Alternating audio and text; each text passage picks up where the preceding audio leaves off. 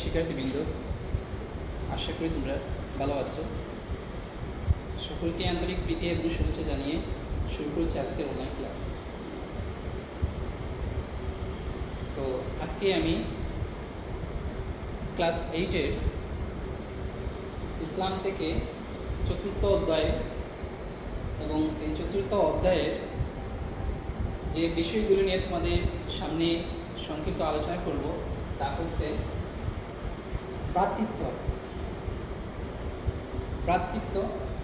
ভ্রাতৃত্ব তিন ধরনের হয়ে থাকে। পৌরসজাত ভ্রাতৃত্ব, বিশ্ব ভ্রাতৃত্ব, ইসলামী ভ্রাতৃত্ব। তারপর ইসলামী ভ্রাতৃত্বের তাৎপর্য আমরা জানব। এরপরে আমরা এখানে জানব নারীর পরিচয়। তারপর আছে ইসলামে নারীর মর্যাদা, এবং এখানে একটি হাদিস আছে, এখানে একটি কোরআনের আয়াত আছে। এর মাধ্যমে এই হাদিস এবং কোরআনের মাধ্যমে আমরা নারীদের, ইসলামে নারীদের মর্যাদা আমরা আলোচনা করব। তো প্রিয় শিক্ষার্থীবৃন্দ, প্রথমে আমরা ভ্রাতৃত্ব কি, ভ্রাতৃত্বের পরিচয় আমরা জানব। ভ্রাতৃত্ব বাংলা, এটির আরবির প্রতিশব্দ হচ্ছে আল উখওয়া। এখানে লেখা আছে আল উখওয়া, এর অর্থ হচ্ছে ভ্রাতৃত্ব। আরবি হচ্ছে উখওয়া, উখওয়ায়ের বাংলা হচ্ছে ভ্রাতৃত্ব। তো আমরা আবিধানিক অর্থ জানলাম। উখওয়াতুন শব্দের শাব্দিক অর্থ হচ্ছে, বাংলা অর্থ হচ্ছে কি, ভ্রাতৃত্ব। তো ভ্রাতৃত্বের পারিভাষিক পরিচয় হচ্ছে পরস্পরের মধ্যে হৃদ্যতা ও আন্তরিকতার যে সম্পর্ক গড়ে ওঠে। পরস্পরের মধ্যে হৃদ্যতা ও আন্তরিকতার যে সম্পর্ক থাকে তাকেই ভ্রাতৃত্ব বলে। আমি আবার বলছি, পরস্পরের মধ্যে হৃদ্যতা ও আন্তরিকতার যে সম্পর্ক গড়ে ওঠে বা বিদ্যমান থাকে তাই হচ্ছে কি, ভ্রাতৃত্ব। মানুষের মাঝে হৃদ্যতা ও আন্তরিকতার ভিন্নতা গড়ে ওঠে। আচ্ছা, এই ভ্রাতৃত্ব কি আমরা জানলাম, ভ্রাতৃত্বের পরিচয় আমরা জানলাম। ভ্রাতৃত্ব হচ্ছে পরস্পরের মধ্যে হৃদ্যতা ও আন্তরিকতার যে সম্পর্ক তাই হচ্ছে ভ্রাতৃত্ব। এখন আমরা ভ্রাতৃত্ব হচ্ছে তিন ধরনের হয়ে থাকে ভ্রাতৃত্ব বা সম্পর্ক। সেটা হচ্ছে, এক নম্বর হচ্ছে পৌরসজাত ভ্রাতৃত্ব, তারপর হচ্ছে বিশ্ব ভ্রাতৃত্ব, তিন নম্বরে আছে ইসলামী ভ্রাতৃত্ব। ভ্রাতৃত্ব হচ্ছে তিন ধরনের, একটি হচ্ছে পৌরসজাত ভ্রাতৃত্ব, আরেকটা হচ্ছে বিশ্ব ভ্রাতৃত্ব, তারপর হচ্ছে তিন নম্বরে ইসলামী ভ্রাতৃত্ব। আমরা ভ্রাতৃত্ব তিন ধরনের সেটা আমরা জানলাম। এ পর্যায়ে আমরা পৌরসজাত ভ্রাতৃত্ব বলতে কি বোঝায় সেটা আমরা জানব। আচ্ছা, পৌরসজাত ভ্রাতৃত্ব হচ্ছে একই পিতার ঔরসে বা একই মায়ের গর্ভে, একই পিতার ঔরসে বা একই মায়ের গর্ভে জন্মগ্রহণ করার কারণে যে ভ্রাতৃত্ব সৃষ্টি হয়ে থাকে তাকেই কি বলে, পৌরসজাত ভ্রাতৃত্ব বলে। আমি আবার বলছি, পৌরসজাত ভ্রাতৃত্ব হচ্ছে একই পিতার ঔরসে এবং একই মায়ের গর্ভে, একই পিতার ঔরসে অথবা একই মায়ের গর্ভে জন্মগ্রহণ করার কারণে যে ভ্রাতৃত্ব সৃষ্টি হয় তাকে কি বলে, পৌরসজাত ভ্রাতৃত্ব বলে। তো আমরা পৌরসজাত ভ্রাতৃত্ব সম্পর্কে জানলাম। এ পর্যায়ে বিশ্ব ভ্রাতৃত্ব কি? আচ্ছা, পৃথিবীর সকল মানুষের আদি পিতা হচ্ছেন হযরত আদম আলাইহিস সালাম এবং আদি মাতা হচ্ছেন হযরত মা হাওয়া আলাইহিস সালাম। পৃথিবীর আদি পিতা হচ্ছেন কে? হযরত আদম আলাইহিস সালাম। আর আদি মাতা হচ্ছেন হযরত হাওয়া আলাইহিস সালাম। তো এ কারণে বিশ্বের সকল মানুষই ভাই ভাই, যেহেতু আমাদের আদি পিতা হচ্ছেন হযরত আদম আলাইহিস সালাম এবং হযরত হাওয়া আলাইহিস সালাম হচ্ছেন আমাদের আদি মাতা, এজন্য বিশ্বের সকল মানুষই হচ্ছে ভাই ভাই। ধীরে ধীরে মানুষের সংখ্যা বৃদ্ধি পায় আবহাওয়া এবং ভৌগোলিক পরিবেশের কারণে। আবহাওয়া এবং ভৌগোলিক পরিবেশের কারণে মানুষের আকার আকৃতি, তারপর স্বভাব প্রকৃতি এবং বর্ণ ও ভাষার মধ্যে কি ভিন্নতা দেখা দেয়। আবহাওয়া এবং ভৌগোলিক অবস্থানের কারণে, ভৌগোলিক পরিবেশের কারণে মানুষের মাঝে আকার আকৃতি, তারপর স্বভাব প্রকৃতি, বর্ণ এবং ভাষার মধ্যে ভিন্নতা দেখা দেয়। তোমরা নিশ্চয় জানো, আমরা বাংলায় কথা বলি, অন্য জাতি আছে যারা আরবিতে কথা বলে, যারা আরব দেশে বসবাস করে তারা কিন্তু আরবিতে কথা বলে। অন্য দেশ আছে যেখানে উর্দুতে কথা বলে, অনেক দেশ আছে যেখানে ইংলিশে কথা বলে। এগুলি হচ্ছে ভাষার ভিন্নতা। আবার তোমরা অনেকে জানো, বিভিন্ন দেশে ভৌগোলিক অবস্থানের কারণে মানুষের আকার আকৃতি বা এর মধ্যে মানুষের আকার আকৃতির মধ্যেও ভিন্নতা দেখা দেবে। যেমন কৃষ্ণাঙ্গ, এগুলো মানুষ আছে যারা কৃষ্ণাঙ্গ। আবার অনেক আছে কি কৃষ্ণাঙ্গও আছে, শ্বেতাঙ্গও আছে। তো মানুষ বিভিন্ন গোত্রেও বিভক্ত হয়ে থাকে। তবুও তারা যে যেখানে অবস্থান করুক, যাদের ভাষা বিভিন্নভাবে হয়ে থাকে, বিভিন্ন আকৃতি হতে পারে, কিন্তু আমাদের আদি পিতা হচ্ছেন হযরত আদম আলাইহিস সালাম আর আদি মাতা হচ্ছেন হযরত হাওয়া আলাইহিস সালাম। যেহেতু আমাদের আদি পিতা এবং মাতা একই, এই হিসাবে আমরা সকলেই কি পরস্পর ভাই ভাই, কারণ তারা সবাই এক আদম আলাইহিস সালাম হতে সৃষ্টি। মহান আল্লাহ তাআলা পবিত্র কোরআনে বলেছেন,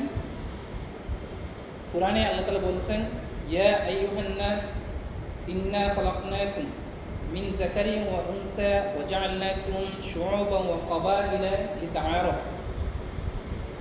রব্বুল আলামিন, আমাদের স্রষ্টা রব্বুল আলামিন পবিত্র কোরআনে ইরশাদ করেছেন, ইয়া আইয়ুহান নাস, হে মানব সম্প্রদায়, হে মানব মণ্ডলী, ইন্না খালাকনাকুম, নিশ্চয় আমি তোমাদের সৃষ্টি করেছি, মিন যাকারিন ওয়া উনসা, একজন পুরুষ এবং একজন নারী হতে তোমাদেরকে সৃষ্টি করেছি।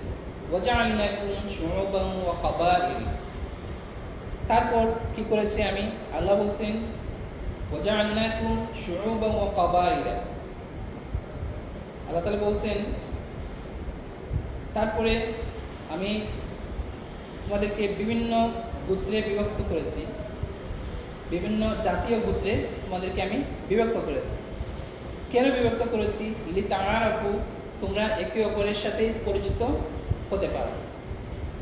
আমি এই আয়াতের তর্জমা আবার বলছি। আল্লাহ তাআলা বলছেন, হে মানব মণ্ডলী, ইন্না খালাকনাকুম মিন যাকারিন ওয়া উনসা, আমি তোমাদেরকে একজন পুরুষ এবং একজন নারী থেকে তোমাদেরকে আমি সৃষ্টি করেছি। তারপরে আমি ওয়া জাআলনাকুম শুউবান ওয়া ক্বাবাইল,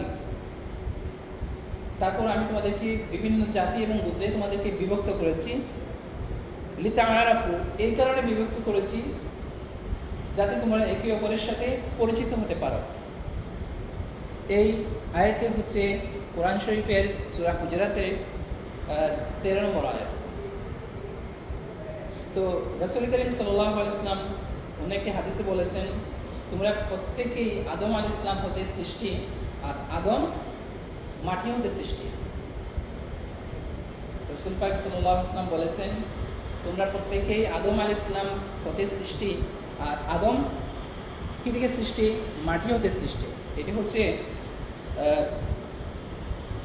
বুখারী শরীফের হাদিস। তো আমরা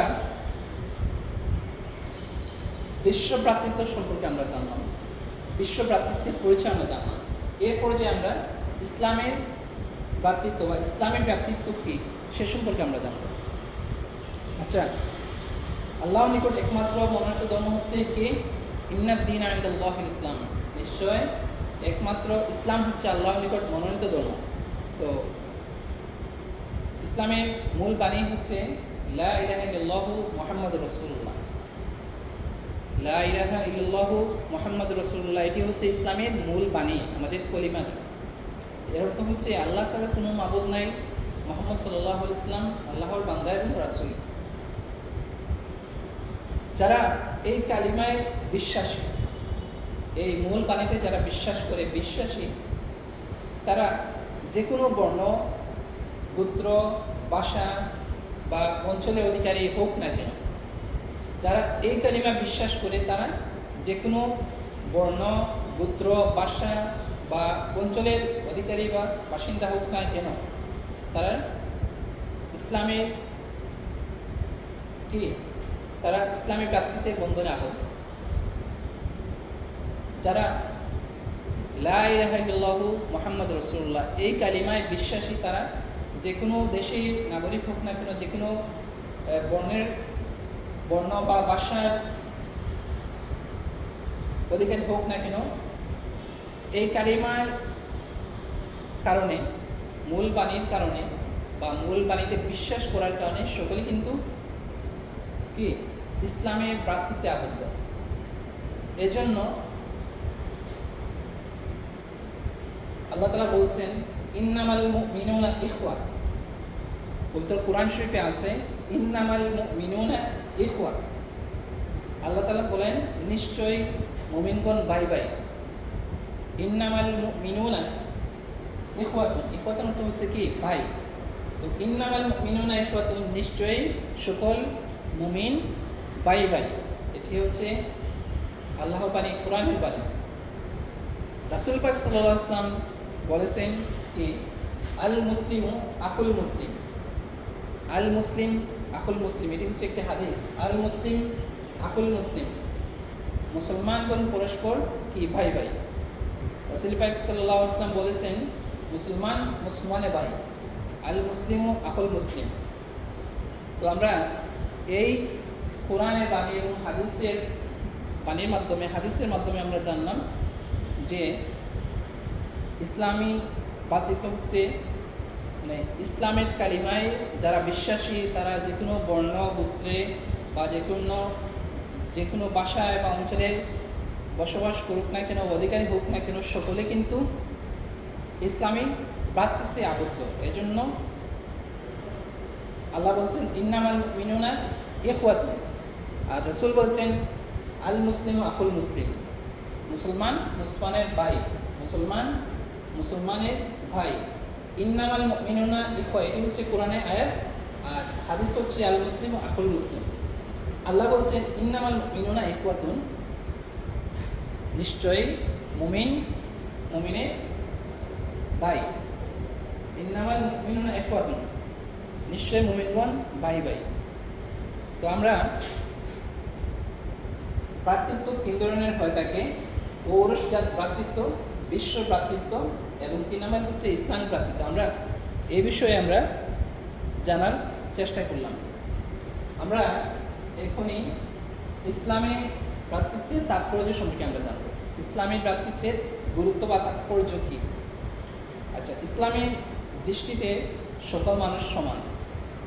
ইসলামের দৃষ্টিতে সকল মানুষ সমান। ইসলামে কিন্তু উঁচু নিচু, সাদা কালো, ধনী গরিবদের মধ্যে কোনো ভেদাভেদ নাই। ইসলামে সবাই সমান, উঁচু নিচুর কোনো পার্থক্য ইসলামে নেই। সাদা কালো, ধনী গরিবের মধ্যে কোনো তফাৎ নেই, ভেদাভেদ নেই। আল্লাহ তার রাসূলের প্রতি বিশ্বাস স্থাপন করার পর বিশ্বের সকল মুসলমান পরস্পর ভাই ভাই হয়ে যায়। আল্লাহ এবং আল্লাহ রাসূলের উপর বিশ্বাস করার পরেই, অর্থাৎ মূল বাণীতে বিশ্বাস করার কারণে, লা ইলাহা ইল্লাল্লাহু মুহাম্মাদুর রাসূলুল্লাহ এই কালিমায় বিশ্বাস করার কারণে বিশ্বের সকল মুসলমান পরস্পর কি হয়ে যায়, বাই বাই হয়ে যায়। তারা একই দিন সূত্রে আবদ্ধ, যেহেতু দিন ইসলাম, সেই হিসাবে দিন সূত্র তারা আবদ্ধ। মুহাম্মদ সাল্লাল্লাহু আলাইহি ওয়াসাল্লাম বলেন, অনারবের উপর যেমন আরবগণের শ্রেষ্ঠত্ব নেই, ঠিক তেমনিভাবে আরবগণের উপরও অনারবের বা অনারবগণের কোনো শ্রেষ্ঠত্ব নেই। ইসলামী ভ্রাতৃত্ব এতই সুদৃঢ় যে আল্লাহ রাসূল সাল্লাল্লাহু আলাইহি ওয়াসাল্লাম পৃথিবীর সকল মুসলমানদেরকে, ঈমানদারদেরকে কি বলেছেন, একটি দেহের সাথে তুলনা করেছেন, একটি দেহের সাথে তুলনা করেছেন। তো দেহের কোনো একটি অঙ্গ যদি অসুস্থ হয়, অসুখ হয়, তাহলে পুরো দেহ কিন্তু অসুস্থ হয়ে পড়ে।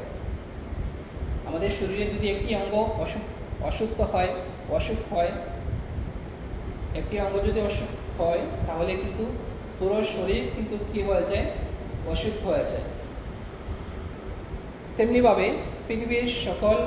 পৃথিবীর কোনো এক প্রান্তে যদি একজন মুসলিম বিপদে পতিত হয়, পৃথিবীর অন্য কোনো প্রান্তে যদি একজন মুসলমান বিপদে পতিত হয়, তাহলে সকল মুসলমানের অন্তর ব্যথিত হয়। যদি কোনো একটি প্রান্তে, পৃথিবীর কোনো একটি প্রান্তে একজন মুমিন বা একজন মুসলমান যদি আক্রান্ত হয়, তাহলে কিন্তু পুরো মুসলিম জাতি অন্তর কি হয়, ব্যথিত হয়, মুসলমানদের অন্তর ব্যথিত হয়। কোনো মুসলমান ভাইকে কষ্ট দেওয়াও যাবে না। আবার যদি কখনো পরস্পরের মধ্যে কোনো কলহ সৃষ্টি হয়, বিবাদের সৃষ্টি হয় থাকে, তখন অপর মুসলমানের দায়িত্ব হচ্ছে সেই বিবাদকে মীমাংসা করা। এটি হচ্ছে অন্য মুসলমানের দায়িত্ব। যদি একজন পরস্পর মুসলমানগণ যদি কোনো বিরোধ দেখা দেয়, তাহলে অন্য একজন মুসলমানের উচিত হচ্ছে, দায়িত্ব হচ্ছে সেখানে সেই বিবাদকে মীমাংসা করে দেওয়া।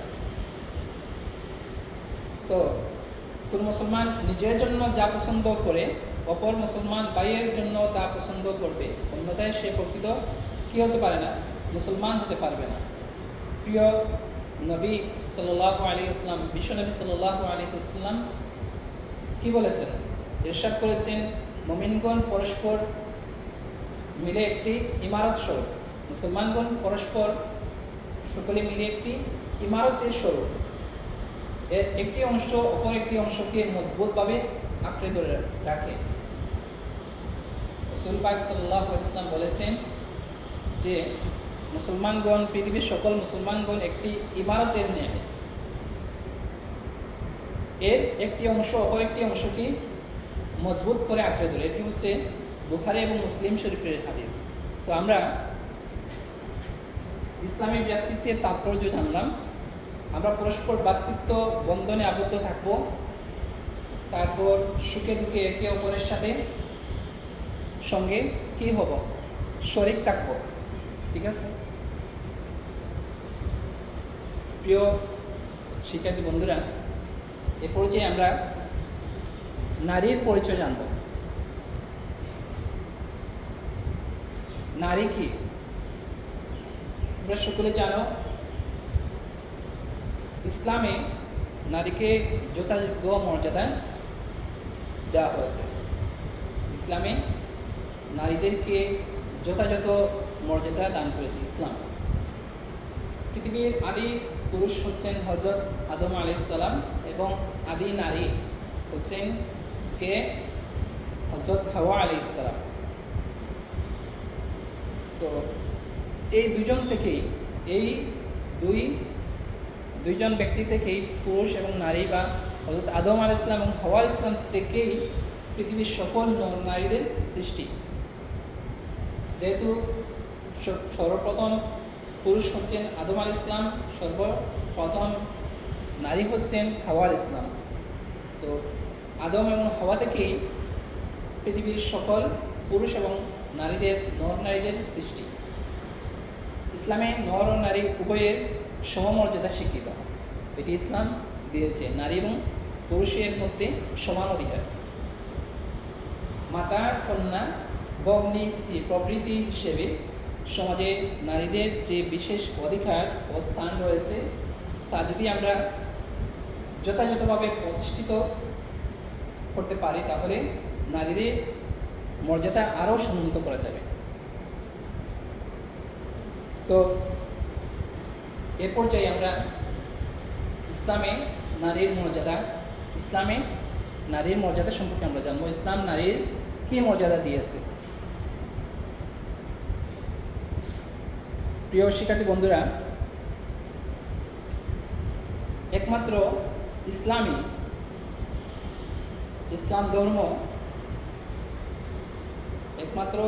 ধর্ম যাতে নারী পুরুষের মধ্যে বৈষম্য না থাকে,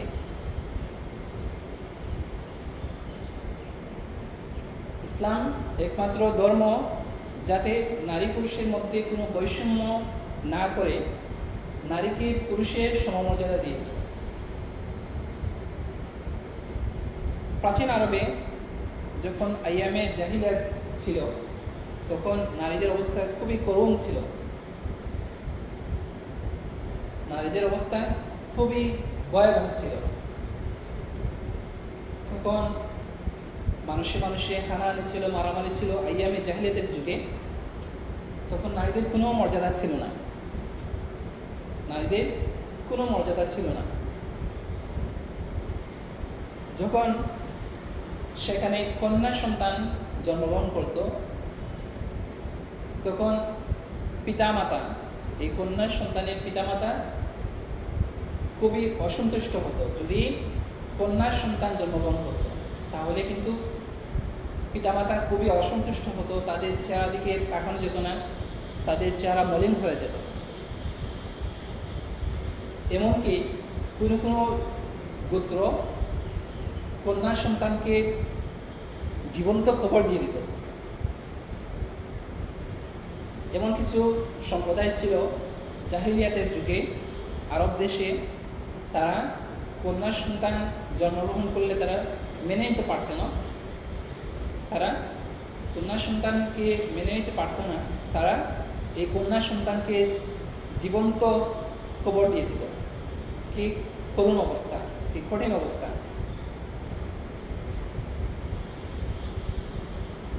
পবিত্র কোরআন মজিদে সে সম্পর্কে বর্ণিত আছে যে কোরআনের বাণী হচ্ছে, তাদের কাউকেও যখন কন্যা সন্তানের সুসংবাদ দেওয়া হয় তখন তার মুখমণ্ডল কালো হয়ে যায়। আল্লাহ বলেন যে তাদের কাউকেও যখন কন্যা সন্তানের সুসংবাদ দেওয়া হয় তখন তাদের চেহারা কালো হয়ে যায়। এই আয়াতের শেষাংশে আল্লাহ তাআলা আরো বলেন যে সাবধান, তারা যা সিদ্ধান্ত করে তা কত নিকৃষ্ট, এই সিদ্ধান্তটি কতই নিকৃষ্ট আল্লাহ বলছে। তো মহানবী সাল্লাল্লাহু আলাইহি ওয়াসাল্লাম এর আবির্ভাবের পরে নারীরা তাদের স্বীয় মর্যাদায় তারা অধিষ্ঠিত হয়। ইসলামে বলা হয়েছে আল জান্নাতু তাহতা আকদামিল উম্মাহাত। ক্বালা রাসূলুল্লাহ সাল্লাল্লাহু আলাইহি ওয়াসাল্লাম আল জান্নাতু তাহতা আকদামিল উম্মাহাত। এটি একটি হাদিসটি হচ্ছে নাসাই শরীফের। এখানে বলা হয়েছে আল জান্নাতু তাহতা আকদামিল উম্মাহাত, মায়ের পদতলে সন্তানের বেহেশত। এই হাদিস দ্বারা নারীদের মর্যাদা দেওয়া হয়েছে। যেহেতু ইসলামের আবির্ভাবের পূর্বে নারীদের কোনো মর্যাদা ছিল না, ইসলাম আসার পরে বিশ্বনবী রাসূল করিম সাল্লাল্লাহু আলাইহি ওয়াসাল্লাম নারীদের পূর্ণ মর্যাদা দান করলেন। নবী করিম সাল্লাল্লাহু আলাইহি ওয়াসাল্লাম একটি হাদিসে পিতা অপেক্ষা কিন্তু মায়ের অধিকার বেশি বলে উল্লেখ করেছেন। কোনো কোনো ক্ষেত্রে রাসূল করিম সাল্লাল্লাহু আলাইহি ওয়াসাল্লাম মায়ের পিতার তুলনায় পিতা অপেক্ষা নারীর মর্যাদা বেশি হিসাবে উল্লেখ করেছে। তো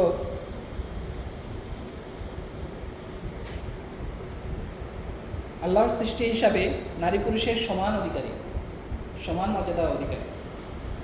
যেহেতু নারী পুরুষ সকলেই আল্লাহর সৃষ্টি, সেই হিসাবে ইসলাম নর এবং নারীদের মধ্যে সমান অধিকার প্রতিষ্ঠা করেছে।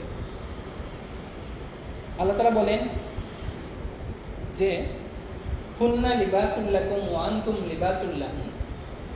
এটা হচ্ছে পবিত্র কোরআনের বাণী, আল্লাহর বাণী। হুন্না লিবাসুল লাকুম ওয়া আনতুম লিবাসুল লাহুন। আল্লাহ বলছেন তারা তোমাদের ভূষণ আর তোমরাও তাদের ভূষণ। অর্থাৎ স্ত্রীরা তোমাদের ভূষণ, স্ত্রীরা পুরুষের ভূষণ আর পুরুষগণ স্ত্রীদের ভূষণ। হুন্না লিবাসুল লাকুম ওয়া আনতুম লিবাসুল লাহুন। এছাড়া আল্লাহ তাআলা আরও বলেন ওয়ালাহুন্না মিসলুল্লাযী আলাইহিন্না বিল মারুফ। আল্লাহ বলেন ওয়ালাহুন্না মিসলুল্লাযী আলাইহিন্না বিল মারুফ। নারীদের তেমনি ন্যায়সঙ্গত অধিকার আছে, নারীদের তেমনি ন্যায়সঙ্গত অধিকার আছে আল্লাযী আলাইহিন্না বিল মারুফ, যেমন আছে তাদের উপর পুরুষদেরও।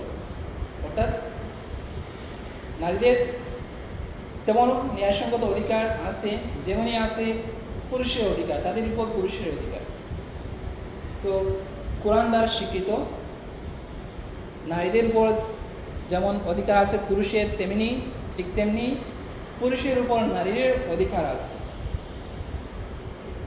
নারীদের সম্পর্কে সচেতন থাকার ব্যাপারে মহানবী সাল্লাল্লাহু আলাইহি ওয়াসাল্লাম তার বিদায় হজ্জের ভাষণে তিনি বলেছেন, রাসূল করিম সাল্লাল্লাহু আলাইহি ওয়াসাল্লাম তার বিদায় হজ্জের ভাষণে নারীদের মর্যাদার সম্পর্কে, নারীদের ব্যাপারে পুরুষদের সতর্ক থাকার ব্যাপারে তিনি বলেন, তোমরা নারীদের ব্যাপারে আল্লাহকে ভয় করো, তোমরা নারীদের ব্যাপারে আল্লাহকে ভয় করো, কেননা তোমরা আল্লাহর সাথে অঙ্গীকারাবদ্ধ হয়ে তাদেরকে তোমরা গ্রহণ করেছ। বিদায় হজ্জের ভাষণে নবী করিম সাল্লাল্লাহু আলাইহি ওয়াসাল্লাম বলেছেন, পুরুষদের উদ্দেশ্য করে বলেছেন, কি বলেছেন? তোমরা নারীদের ব্যাপারে সচেতন হও, তোমরা নারীদের ব্যাপারে আল্লাহকে ভয় করো, আল্লাহকে ভয় করো, কেননা তোমরা আল্লাহর সাথে ওয়াদার স্বরূপ বা অঙ্গীকারাবদ্ধ হয়ে নারীদেরকে তোমরা গ্রহণ করেছো। তো প্রিয় শিক্ষার্থী বন্ধুরা, সম্পত্তি লাভের বেলায়ও ইসলাম নারীকে পিতা ও স্বামী উভয়ের সম্পত্তির অধিকারী করেছে। একমাত্র ইসলামেই নারীকে পিতা এবং পিতার সম্পত্তিতে এবং স্বামীর সম্পত্তিতে অধিকার করেছে। প্রয়োজনীয় বিদ্যার্জন এবং এই অর্থ উপার্জনের ক্ষেত্রেও ইসলাম নারীদেরকে অনুমতি দান করেছে।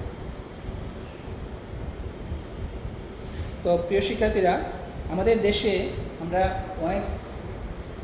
অনেক জায়গায় দেখি, আমাদের দেশে অধিকাংশ পরিবারে দেখা যায় যে পিতামাতার ইন্তিকালের পর উত্তরাধিকার সূত্রে যা প্রাপ্য তা নারীদের কি করা হয়? বঞ্চিত করার চেষ্টা করা হয়। উত্তরাধিকার সূত্রে পিতামাতার ইন্তিকালের পরে যে সম্পত্তি আছে সেই সম্পত্তিতে কিন্তু নারীদের পূর্ণ হক রয়েছে, কিন্তু এই হক বা এই অধিকার থেকে নারীদেরকে বঞ্চিত করা হয়। আমাদের সমাজে, আমাদের দেশে মাঝে মধ্যে দেখা যায়। এটি কিন্তু অত্যন্ত খারাপ একটি বিষয়, যা ইসলামে সম্পূর্ণ হারাম, অবৈধ। তো যারা এরূপ করবে পরকালে তাদের কঠিন শাস্তি ভোগ করতে হবে। ঠিক আছে?